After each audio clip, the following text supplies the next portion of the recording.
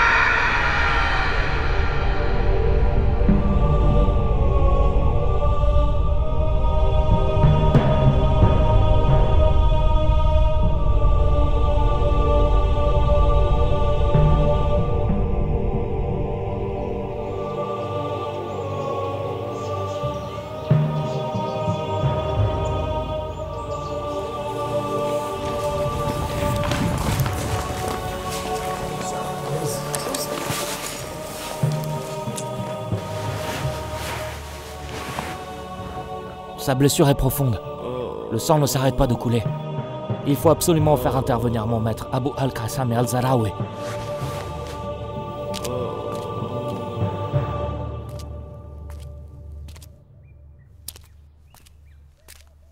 Mes enfants, il est très important pour qui veut pratiquer la chirurgie de focaliser ses efforts sur la connaissance de l'anatomie, décrite par Claude Gallien, et les résultats obtenus par Al-Razi, pour connaître la fonction de chaque organe et leur forme. C'est pour cela qu'Hippocrate a dit que beaucoup de gens portent le titre de médecin, mais peu le sont effectivement, surtout dans la chirurgie. Mon maître Abu al-Qasim, qu'avez-vous? Nous venons de recevoir un jeune gravement blessé. Son cas est critique. Si vous voulez bien le sculpter vous-même.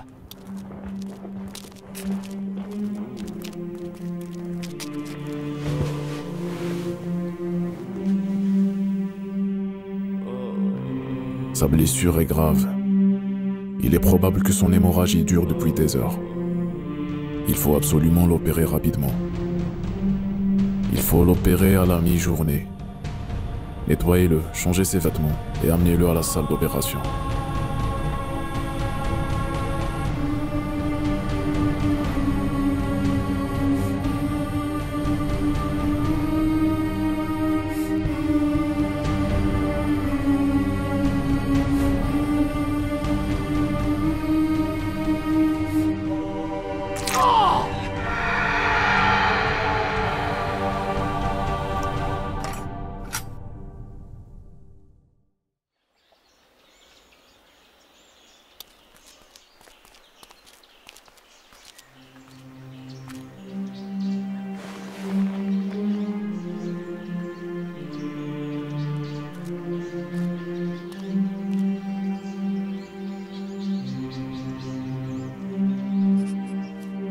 Mon cher père, je ne t'ai pas parlé depuis que je vous ai quitté, mais je vais bien.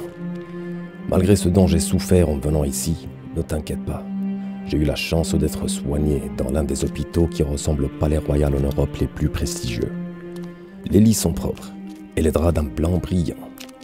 Les patients ne veulent pas guérir et le quitter, vu la meilleure nourriture qui leur est offerte, et ceux qui ont besoin d'un traitement permanent le prennent de la pharmacie de l'hôpital.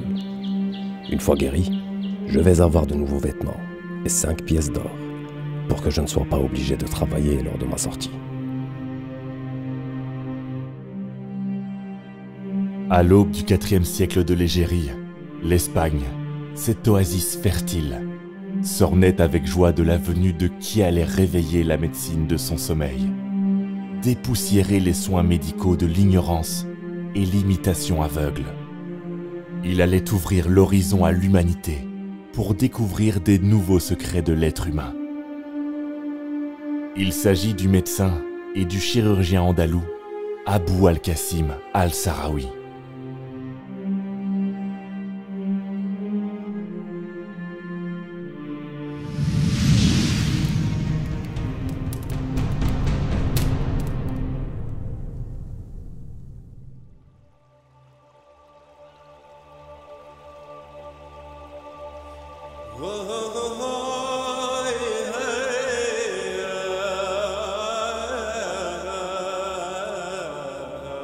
Sur le plan culturel, l'Espagne se distingue des autres régions du monde, puisque les Arabes en ont fait la conquête sur les plans culturels et idéologiques. Lorsqu'ils ont construit la ville de Cordoue, celle-ci concurrençait Bagdad au niveau scientifique dans bien des domaines.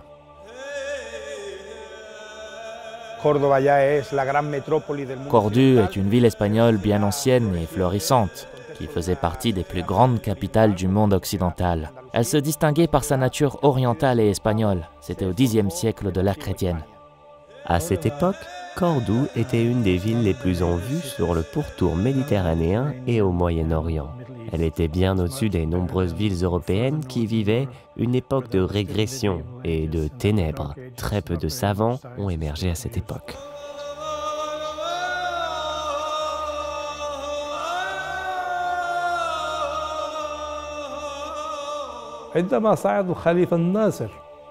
En plus de l'université, qui à Cordoue comptait un nombre important d'ouvrages, pouvant aller jusqu'à 250 000 livres.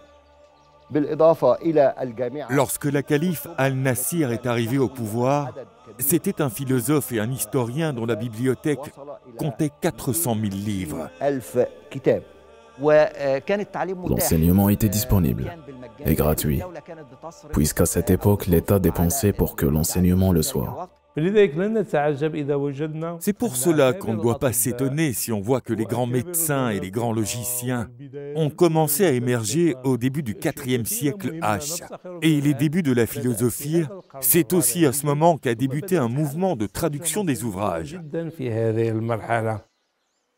Abderrahman al-Nasir a pu dépenser beaucoup d'argent pour traduire des ouvrages européens qui étaient conçus de façon à mettre à la disposition une grande partie du savoir pour qui souhaitait se distinguer, sachant que celui qui parviendrait à atteindre un haut rang dans ses savoirs serait le miroir de la civilisation andalouse.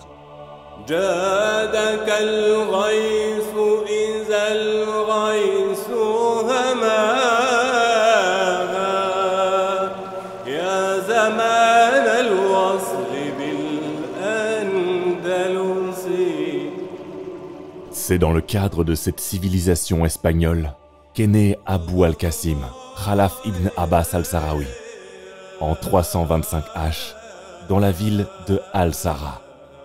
Et son père accordait une très grande importance à lui dispenser une instruction et une culture digne de ce nom. Al-Sahraoui, comme nous l'avons vu, est originaire de la ville de Al-Zahra, qui a été construite par Abd al-Rahman III, dit Al-Nasir li-Din Allah. On le désigne par ce nom en raison de la ville où il est né, d'ailleurs. Tous les savants qui sont liés à cette ville sont aussi appelés ainsi. Mais on lui attribue aussi l'appellation de Ansari, puisque sa famille serait originaire de la tribu arabe des Ansar, qui sont venus en Espagne et s'y sont installés depuis le tout début de la conquête.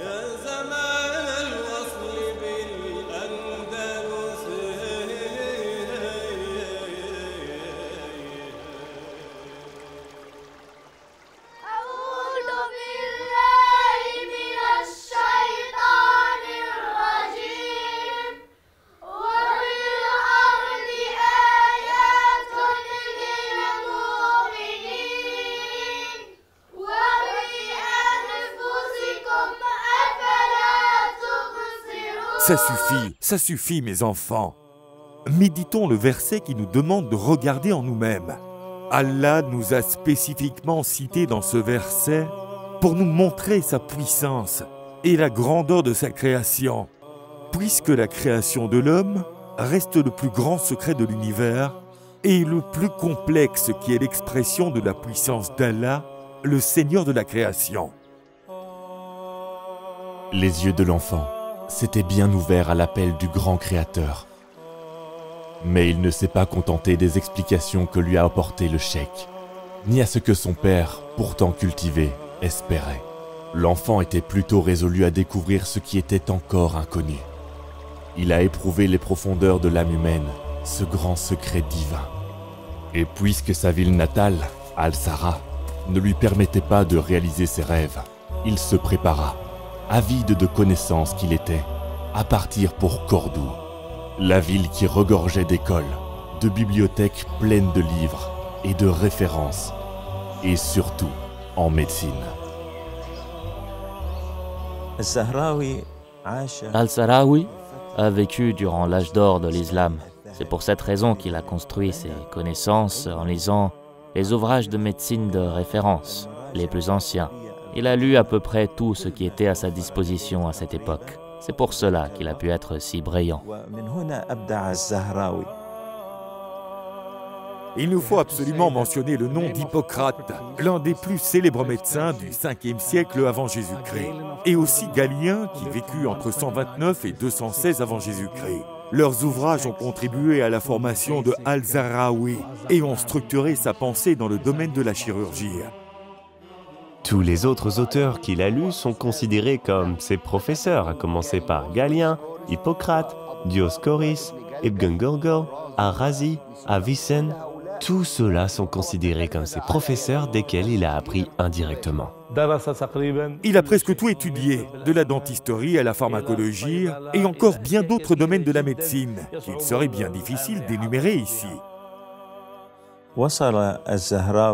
Al-Sahraoui était parvenu à un niveau de connaissance qui lui permettait de critiquer les savoirs intérieurs depuis l'époque des Grecs et des Latins.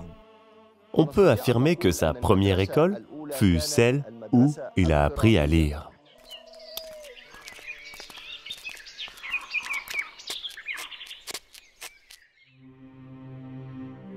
Aboul Qasim al-Zahraoui, surnommé le père des chirurgiens dans le monde entier, n'est pas arrivé au rang qui est le sien, si ce n'est par deux biais, à mon avis. Le premier, en pratiquant de façon constante. Et le deuxième, en faisant preuve de persévérance dans le même domaine.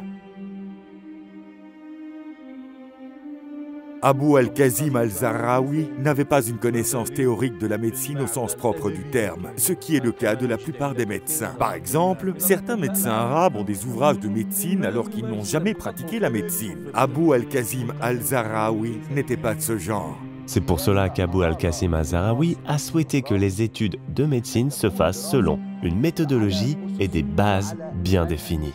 Il a acquis une grande expérience en raison des nombreuses opérations et observations auxquelles il se livrait, en plus de noter soigneusement toutes les remarques pour théoriser cette expérience. Ajoutons à cela qu'il a pu se mêler à toutes les catégories de la population, qui, à cette époque, subissait un déclin sanitaire conséquent en raison de l'absence de spécialistes. Il a dit à quel point il était désolé de voir des médecins qui ne disposaient d'aucun savoir se lancer dans des opérations de chirurgie et étant la cause de la mort de patients. Il a senti qu'il y avait beaucoup de négligence dans les pratiques médicales à cette époque. Il y avait un problème de compréhension chez les médecins concernant la dissection des corps. Et ce fut là que le début. Il a compris que le véritable savoir qui pouvait contribuer à apporter la guérison du patient consistait à étudier l'anatomie, puisque la plupart des médecins se contentaient d'établir un diagnostic et de prescrire des soins uniquement. Il se refusait à s'aventurer dans une chirurgie de peur pour la vie du patient.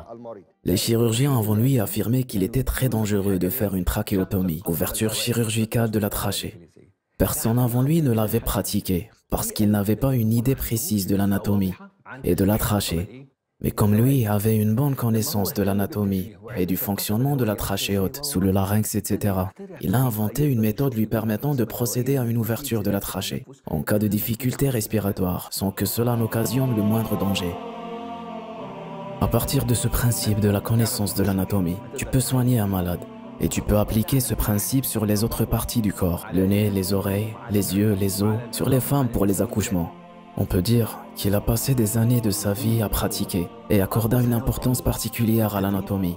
Et jusqu'à nos jours, celui qui n'a pas une bonne connaissance de l'anatomie ne peut pas être un bon médecin. Abou al-Qasim al-Zahraoui avait une habitude particulière dans le cadre de ses recherches et de sa pratique. Et ce qui lui a été utile, c'est sa façon d'aborder l'anatomie du corps humain par lui-même et de prendre connaissance des différents organes, de leurs fonctions et de la façon dont ils sont liés. Tout cela aura un énorme impact dans sa façon d'aborder la pratique de la chirurgie, avec une certaine audace, et personne avant lui n'avait osé agir ainsi. À cette époque, il était très difficile de recourir à une opération chirurgicale. On ne le faisait qu'en dernier recours vu qu'il n'y avait pas d'anesthésiant et qu'on craignait que la maladie soit contagieuse ou de provoquer une hémorragie. À l'époque, si le patient était atteint d'une hémorragie, il y laissait la vie la plupart du temps. Abul Qasim al-Zahraoui fut le premier à inventer la ligature des artères, qui consiste à serrer un lien autour d'un vaisseau sanguin ou d'une tumeur dans le but de stopper une hémorragie.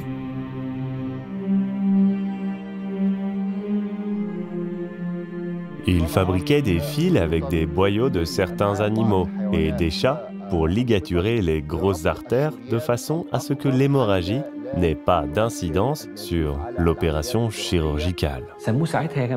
Ces fils étaient fabriqués à partir de boyaux de chat.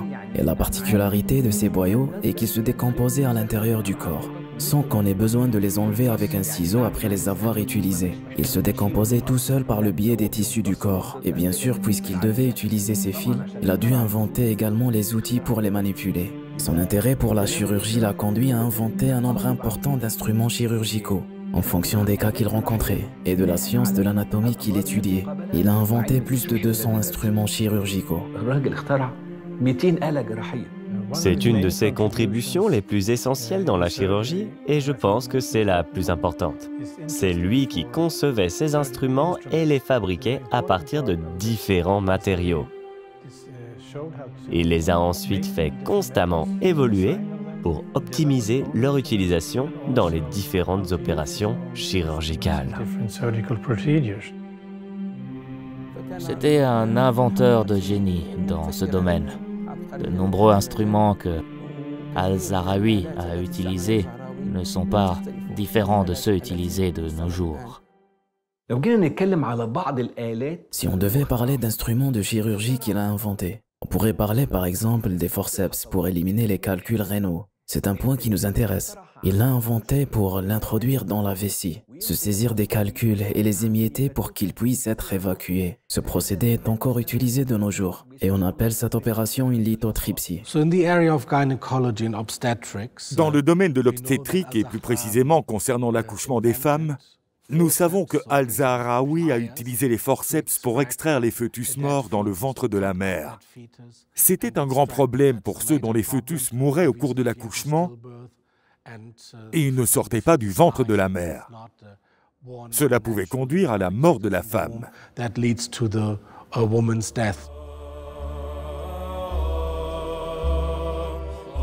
Il a aussi utilisé des types de crochets et de scalpels.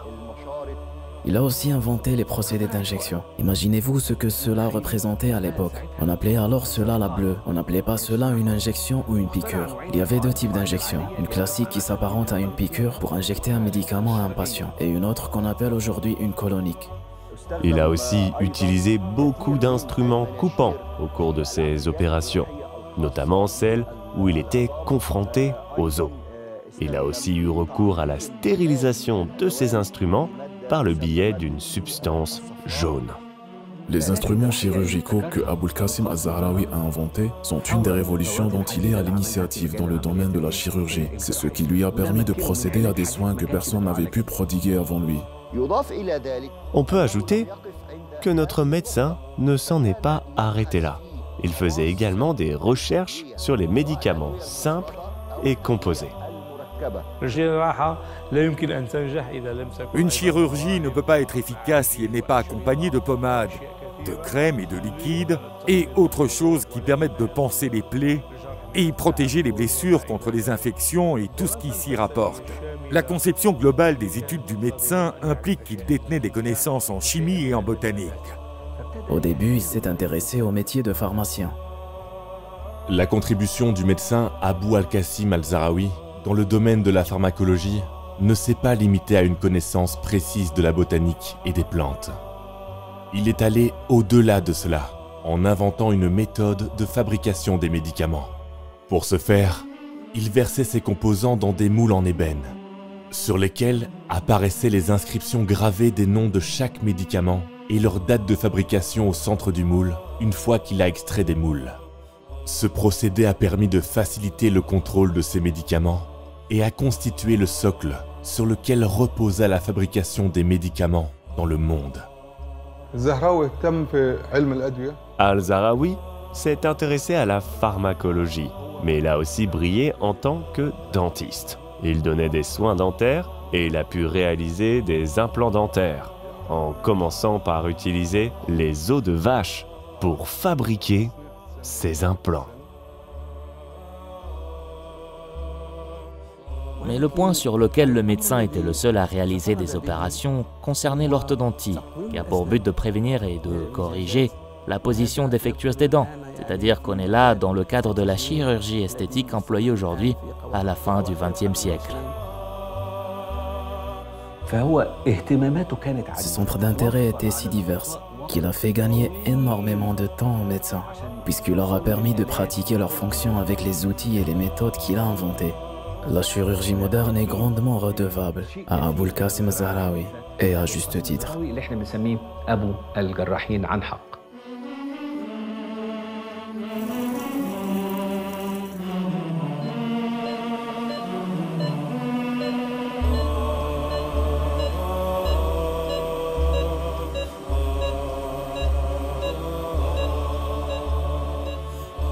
Aboul Qasim Zahraoui s'est intéressé à la pratique de la médecine, puis aux inventions, puis à la qualité de son travail, puis à l'écriture.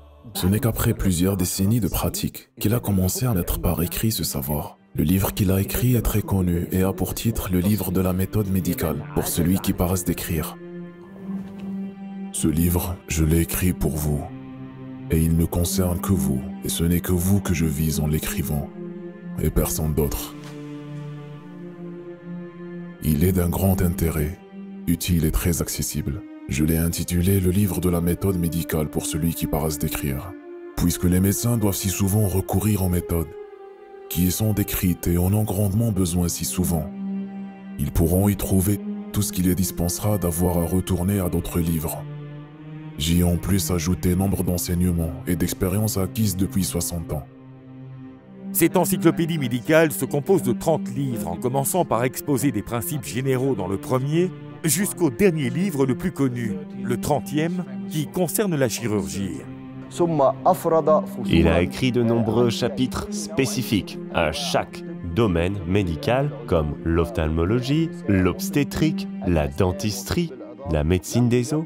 Il n'a laissé aucun savoir, grand ou petit, de la médecine, sans en parler dans cet ouvrage. Il y a parlé des maladies existantes à son époque et répandues dans le monde. Il les a décrites et a aussi décrit les différents remèdes à ces maladies. Parmi les maladies qu'Aboul Qasim Zahraoui a décrites avec clarté, les maladies cancéreuses et notamment celles liées aux yeux et au foie. Ce livre a fait office de référence pour tous ceux qui sont venus après lui, et il a été traduit en plusieurs langues. Ce livre n'est pas un ouvrage commun, mais comprend plus de 1500 pages qui ont d'abord été traduites en hébreu et en latin, puis dans le reste des langues européennes, en français, en allemand et en anglais. Comme c'est le cas de beaucoup de génies, Al-Zahraoui ne sera reconnu qu'après sa mort. Ce qui est aussi navrant, c'est de constater que les Occidentaux ont su tirer profit de son savoir, alors que les enfants de sa propre nation n'ont pas su le faire.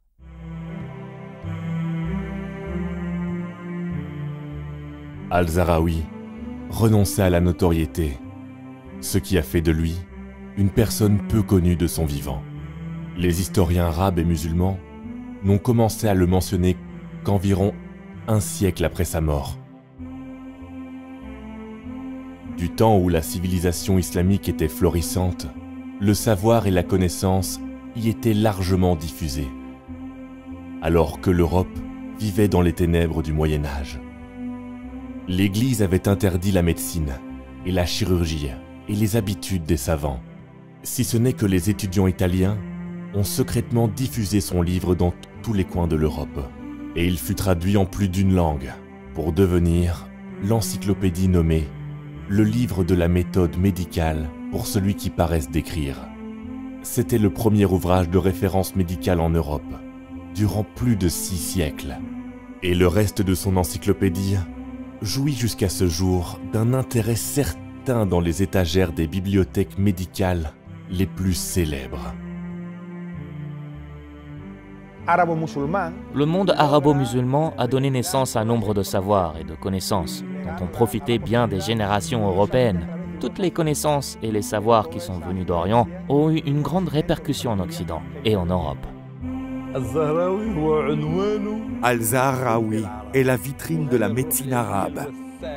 Cet esprit scientifique audacieux qui veut découvrir l'inconnu du monde médical pour le transformer en connaissance médicale. C'est l'esprit empirique et l'esprit de la méthode, l'esprit d'invention et le génie arabe.